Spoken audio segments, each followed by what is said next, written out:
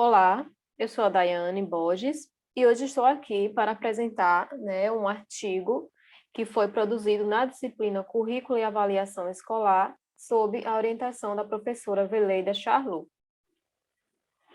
Este artigo ele foi pensado como parte, do meu projeto, o qual está intitulado como Construindo Relações entre Ações de um Professor e Práticas Epistêmicas, desenvolvida por alunos em uma atividade investigativa. Assim, o artigo tem como título Ensino de Ciências por Investigação, breve histórico no currículo brasileiro. O artigo ele foi iniciado já com um questionamento. Quais os objetivos do ensino de ciências? Será apenas o aprendizado de conhecimentos conceituais?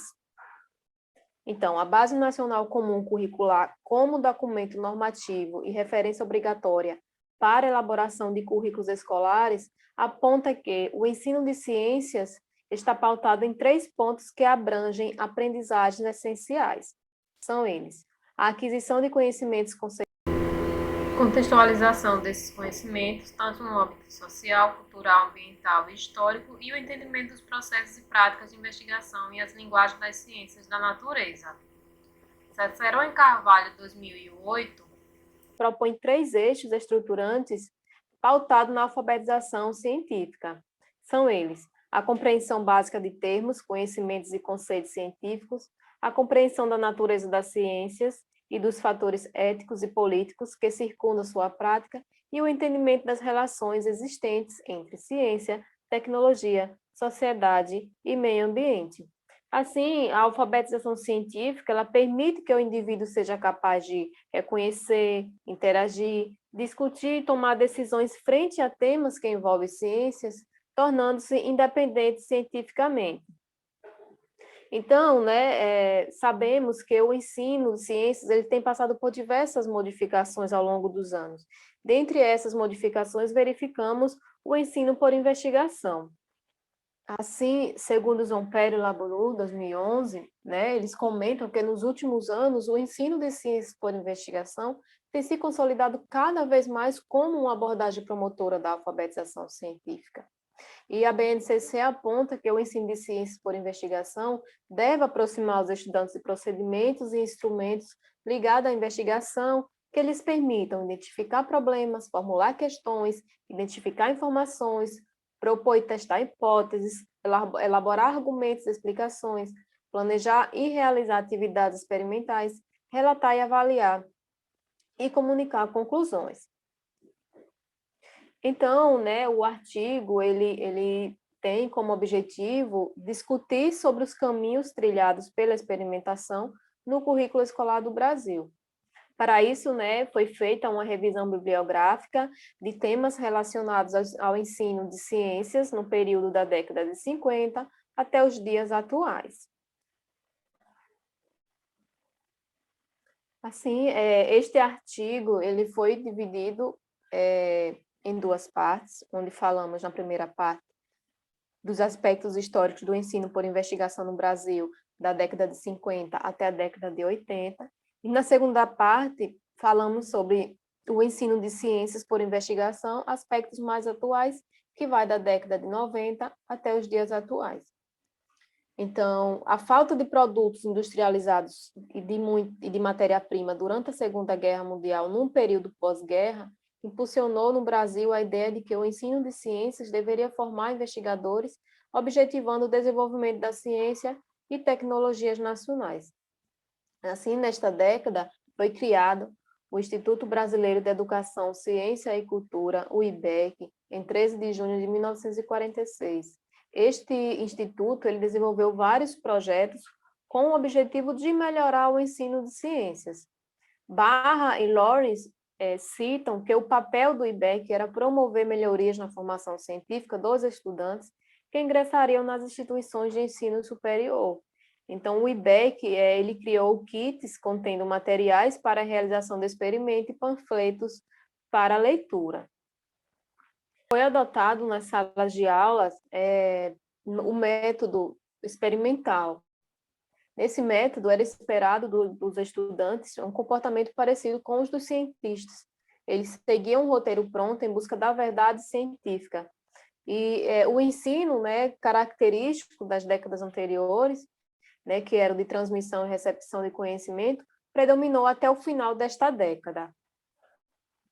E aí, na década de 60, os países ocidentais, motivados pelo sucesso do lançamento do satélite russo Sputnik em 1957, passaram a repensar seus currículos do ensino de ciência. Então, houveram várias modificações nesses currículos.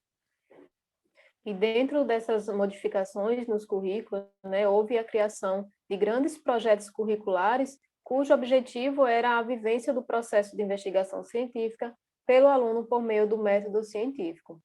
Outra mudança aí nessa década foi a Lei de Diretrizes e Bases da Educação, né, de 1961, que expandiu a inserção das ciências nos currículos escolar, objetivando o preparo do cidadão e da sociedade para o domínio dos recursos científicos e tecnológicos. Outra mudança importante nessa década foi a revogação da obrigatoriedade da adoção de programas oficiais, fato que permitiu a introdução de programas curriculares estrangeiros nas escolas brasileiras. Assim, o IBEC, ele traduziu e adaptou, né, projetos americanos construídos com base nos conceitos de ciência como um processo de investigação e não como um corpo de conhecimento devidamente organizado. A década de 70 também foi marcada pela inserção de vários projetos.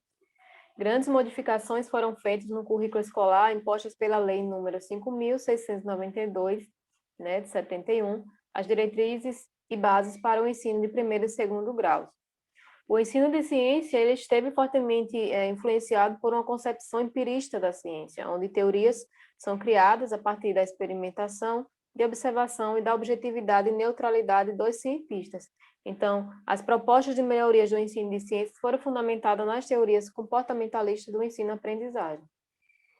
Esses projetos que ocorreram, né, na década de 60 e 70 deram origem ao método da redescoberta.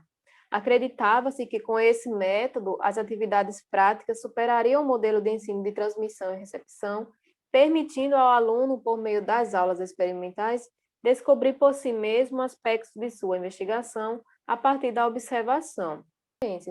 No entanto, Mora e Curvelho, 2017, abordam que, mesmo promovendo ao aluno o perfil, né, investigador e cientista, ele era considerado como uma tábula rasa.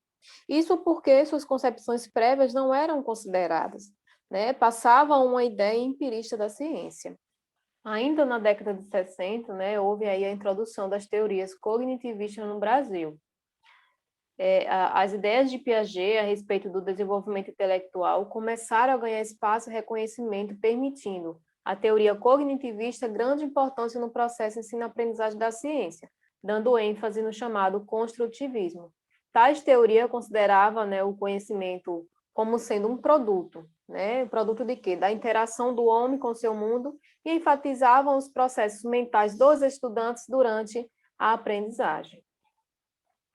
Já no início da década de 80, as práticas de ensinar ciências por atividades investigativas foram influenciadas por temáticas das pesquisas em educação e ciências, como as concepções alternativas, a mudança conceitual, a alfabetização científica e o enfoque CTSA.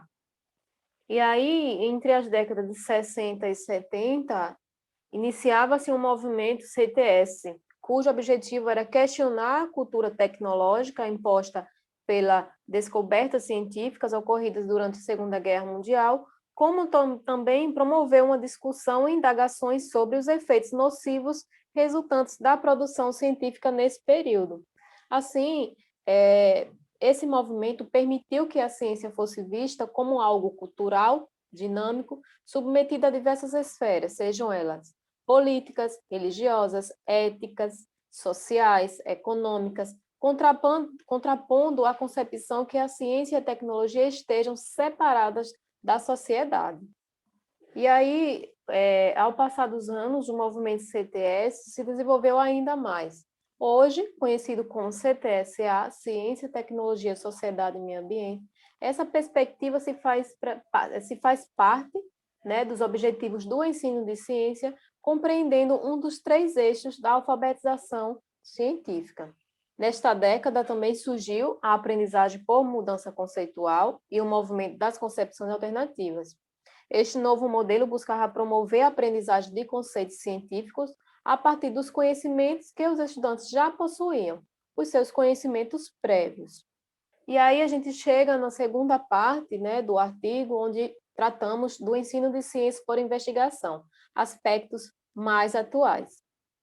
Então, na década de 90, o Mortimer, ele propôs um modelo de perfis conceituais. Neste modelo, as ideias desenvolvidas por estudantes sobre o entendimento de um determinado conceito podem ser usados de acordo com o meio em que eles estão inseridos. Neste ano, ainda foram lançadas as diretrizes curriculares nacionais, os DCNs, para o ensino fundamental e médio. E uma das organizações do currículo, né, proposta pelo DCNs, foi adotar metodologias de ensino diversificadas que estimulem a reconstrução do conhecimento e mobilizem o raciocínio, a experimentação, a solução de problemas e outras competências cognitivas superiores.